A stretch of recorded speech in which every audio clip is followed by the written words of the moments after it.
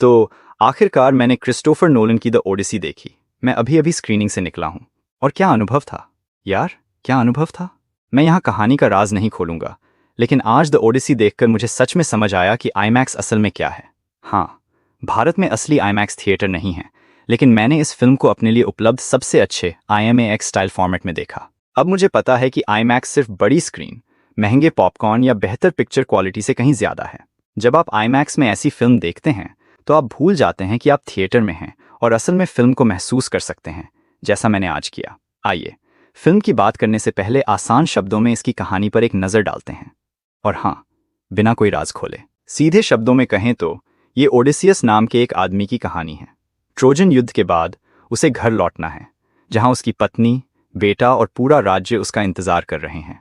हालांकि देवता फैसला करते हैं कि वो तब तक वापस नहीं लौट सकता जब तक वो अपने पापों का प्रायश्चित न कर ले। घर लौटने के इस सफर में उसका सामना देवताओं, पौराणिक राक्षसों और ऐसी चुनौतियों से होता है जो उसे अपनी इंसानियत का सामना करने पर मजबूर करती हैं। उसके राज्य में उसकी गैर मौजूदगी ने सत्ता के लिए संघर्ष छेड़ दिया है। उसकी सत्ता हथियाने और उसकी पत्नी और बेटे को उससे दूर ले जाने की साजिशें रची जा रही हैं। फिल्म इन्हीं मुद्दों पर केंद्रित है। चूंकि ऐसी पौराणिक कहानियों के नए वर्षन किसी एक अर्थ या प्रतीकों पर निर्भर नहीं होते, इसलिए बाकी विवरणों को अनुभव करने के लिए आपको फिल्म देखनी ही होगी। नोलन ने इस बात का ध्यान रखा है। क्रिस्टोफर नोलन ने यह पक्का किया है कि हर घटना, वाक़े और त्रासदी को उसका अपना अहम पल मिले। आप ठहराव को महसूस कर सकते हैं। हर काव्यात्मक पैराग्राफ की असली समझ उसकी बारीकियों में छिपी होती है, जिसे नोलन ने सफलतापूर्वक पकड़ा और दिखाया है। लेकिन इससे भी ज्यादा अहम बात यह है कि फिल्म पूरी तरह से आईमैक्स के लिए बनाई गई है, जिससे आपको एहसास होता है कि आप एक शानदार नज़ारा देख रहे हैं। ड्यून पार्ट 2 देखने के बाद मुझे लगा था कि मैं सच में एक ज़बरदस्त सिनेमाई नज़ारा देख रहा हूँ, और फिल्म बनाने वालों ने उस ज़बरदस्त पैमाने का पूरा फ़ायदा उठाया है। फिल्म का हर पहलू इसकी भव्यता को बढ़ाता है।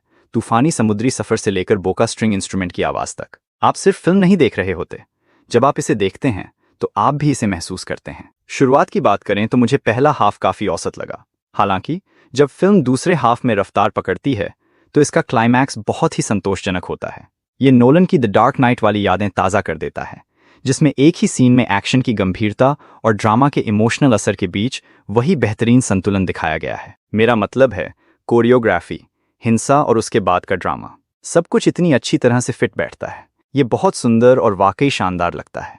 इसे महसूस किए बिना आप पूरी तरह से नहीं समझ सकते कि ये कितना ज़मीनी, क्रूर और महत्वपूर्ण है। हालांकि क्लाइमैक्स निस्संदेह फिल्म का मेरा पसंदीदा एक्शन सीक्वेंस है, लेकिन सिल्वर सोल्जर्स वाला सीक्वेंस, पूरा जंगल वाला सीन, आसपास के माहौल को सचमुच डरावना दिखाने का एक नया और ज़बरदस्त तरीका था। फिर साइक्लोप्स वाला पल आता है। ये दिलचस्प है और आपको फिल्म की दिशा का सही अंदाज़ा देता है। ये फिल्म का एक अहम हिस्सा था। इसके अलावा मैट डेमन ने ओडिसियस और साइरेंस वाले सीक्वेंस में अपनी बेहतरीन परफॉर्मेंस दी है।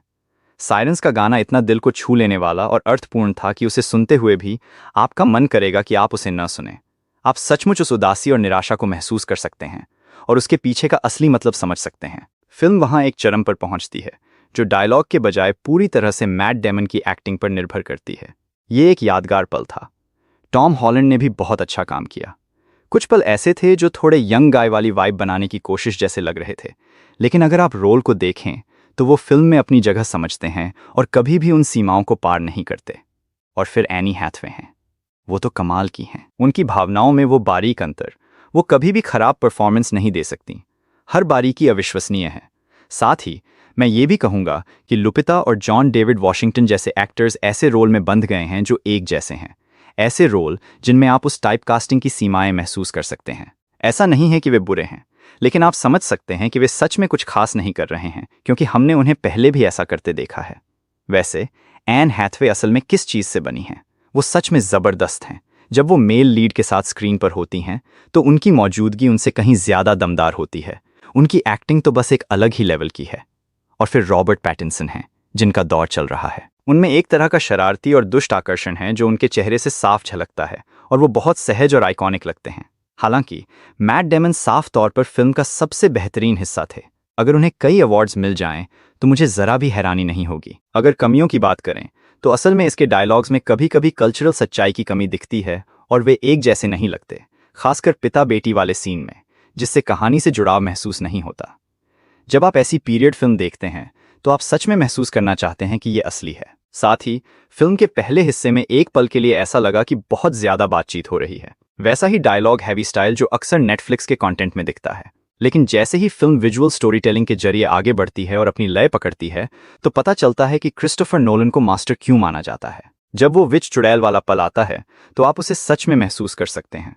वो पूरा बॉडी हॉरर सीन जबरदस्त है। इसमें कई हॉरर पल हैं। मुझे तो वे ज्यादा डरावने नहीं लगे, लेकिन आम दर्शकों या नए लोगों को बेचैन करने के लिए वे काफी हैं। जहां तक रेस स्वैपिंग और नस्लीय प्रतिनिधित्व की बात है, इतना समावेशी चित्रण थोड़ा अजीब लगता है, क्योंकि एशियाई, अश्वेत, कॉकेशियन और मैक्सिकन लोगों के बीच शारीरिक अंतर साफ तौर पर दिखता है।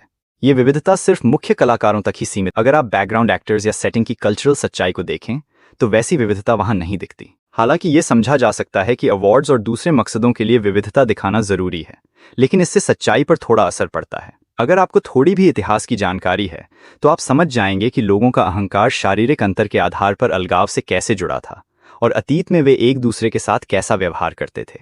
खैर, उस पर बात न करना ही बेहतर है। वैसे भी नोलन की फिल्म को इतिहास का कोई सटीक सबक नहीं मानना चाहिए। ये फिल्म एक खास लेखक की रचना को नए सिरे से पेश करती है और नोलन ने उस कहानी को अपने अंदाज में दोबारा गढ़ा है। नतीजतन उस काव्यात्मक महाकाव्य का मूल संदर्भ शायद बहुत पहले ही खो गया था। हालांकि मनोरंजन के नजरिए से ये फिल्म एकदम बढ़िया है। मुझे ये बहुत पसंद आई।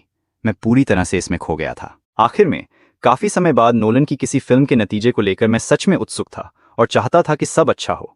टेनेट के साथ मुझे ऐसा जुड़ाव महसूस नहीं हुआ था, लेकिन यहाँ साफ है कि नोलन फिर से वही काम कर रहे हैं जिसके लिए वे मशहूर हैं। इतने बड़े पैमाने पर दोहराने में बेहद मुश्किल एक जमीन से जुड़े शानदार अनुभव को देखना बहुत अच्छा लगा। मुझे ये बहुत पसंद आई। ये एक ठोस और असली फिल्म लगती है। ये नोलन की एक और ऐसी फिल्म है जो एक सांस्कृतिक मील का पत्थर है। मैंने इसका भरपूर आनंद लिया और मैं सभी को इसे देखने की सलाह देता हूँ। मैंने अपनी राय बता दी है, इसलिए कृपया कमेंट्स में अपनी राय भी बताएं। मुझे बताएं कि आपको फिल्म पसंद आई या नहीं। अपनी राय जरूर साझा करें। अगले एपिसोड तक इनर रिव्यू पॉइंट देखते रहें।